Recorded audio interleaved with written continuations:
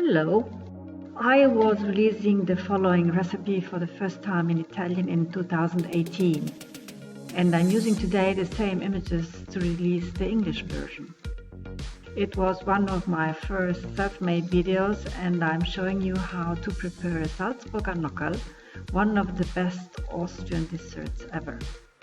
At the time, one of the reasons was that I wanted to use a cup of a friend of mine, Giuliana. She was giving me as a gift for Christmas in 2017, and because as I was making this video, it was April and I had found the last wild common violets. You will need 5 egg whites, 3 egg yolks, 30 grams regular white sugar, 20 grams all-purpose flour, and some powdered sugar. You will also need a baking dish you will be able to transfer directly from the oven to your table. Grease it with a little bit of butter and then with some regular white sugar. You will also need 60 grams of milk you will have warmed up and a personal assistant as my cat Raffaela. Use the mixer to beat the egg whites, first at a slow speed, then at the highest possible speed until you reach a very stiff consistency.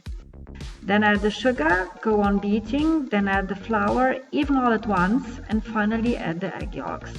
If you feel insecure while adding the egg yolks, you may also use a spatula instead of the mixer, leaving some yellow stripes which will make the dessert look even more beautiful.